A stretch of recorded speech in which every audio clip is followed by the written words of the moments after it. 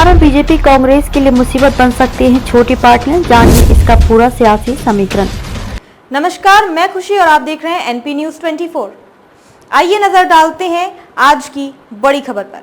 राजस्थान में विधानसभा चुनाव की उल्टी गिनती शुरू हो गई है। ऐसे में प्रदेश की प्रमुख दो पार्टियां हर दांव आजमाकर जनता को साधने की कोशिश में जुटी हुई हैं। इस बीच राज्य में छोटे दल भी एक नया राजनीतिक मोर्चा बनाने की कोशिश कर रहे हैं, जो रेगिस्तान में चुनावी पिच को खराब कर सकता है। जानकारी के अनुसार अन्य हिंदी भाषी राज्यों की अपेक्षा छोटे राजनीतिक दलों ने राजस्थान में लगभग 10 से 15% वोट शेयर हासिल कर लिया है, जिससे वे सरकार गठन की दौड़ में महत्वपूर्ण खिलाड़ी बन गए हैं।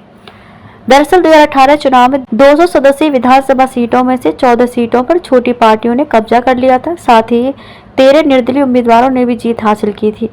वहीं इस बार बीजेपी और कांग्रेस के पूर्व सहयोगी एक साथ आकर एक नया विकल्प पेश करने की कोशिश कर रहे हैं। आपको बता दें कि बीजेपी के पूर्व सहयोगी जाट नेता हनुमान बेनीवाल की राष्ट्रीय लोकतांत्रिक पार्टी, मायावती की बहुजन समाज पार्टी बसपा और कांग्रेस की पूर्व सहयोगी भारतीय आदिवासी पार्टी बीएपी एक साथ गठबंधन बनाने की कोशिश कर रहे हैं। वहीं 2018 के चुनावों के आंकड़े इस बात को साफ करते हैं कि अगर ये गठन एक साथ हुआ तो कितना महत्वपूर्ण साबित हो सकता है। हनुमान बेनीवाल ने क्यों तोड़ा बीजेपी से नाता? दरअसल 2018 के चुनाव में बसपा ने 6 सीटें जीती थी और 4% वोट हासिल किए थे और बेनीवाल की पार्टी ने 2.4% वोट के साथ 3 सीटें जीती थी। वहीं हनुमान बेनीवाल ने कहा कि मैं बीएसपी और बीएपी के साथ बातचीत कर रहा हूं। हम सीट बंटवारे पर सहमति बनाने की कोशिश कर रहे हैं क्योंकि ये महत्वपूर्ण होगा। हम अपने विश्वास पर एकजुट हैं क्योंकि राजस्थान से कांग्रेस और बीजेपी के प्रभुत्व को खत्म करने की जरूरत है। दरअसल इन दिनों हनुमान बेनीवाल करीब 125 विधानसभा क्षेत्रों से होते हुए सत्ता परिवर्तन संकल्प यात्रा पर निकले हैं। इसका समापन 29 अक्टूबर को पार्टी के स्थापना दिवस पर एक मेगा रैली के बाद होगा। आपको बता दें कि कृषि कानूनों को लेकर बेनीवाल ने बीजेपी से नाता तोड़ लिया था। ये पार्टियां भी बना रही हैं विकल्प।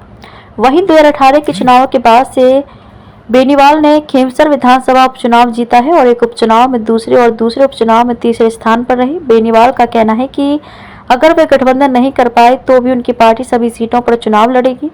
गौरतलब है कि 2018 में आरएलपी ने 58 सीटों पर चुनाव लड़ा था और 3 सीटें जीती थी। साथ ही 2 सीटों पर दूसरे स्थान पर रही थी और 24 सीटों पर तीसरे नंबर पर थी। वहीं बसपा की बात करें तो 2018 में बसपा ने 189 सीटों पर चुनाव लड़ा था और 6 सीटें जीती थी। इन पार्टियों के अलावा असुद्दीन ओवैसी की एआईएमआईएम और आप भी कुछ सीटों पर नए विकल्प प्रदान कर रही है।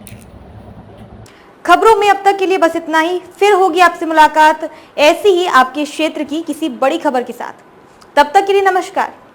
आपके क्षेत्र के ताज़ा अपडेट को पाने के लिए हमारे चैनल को सब्सक्राइब करें और तुरंत नोटिफिकेशन पाने के लिए बेल आइकन को प्रेस करना ना भूलें।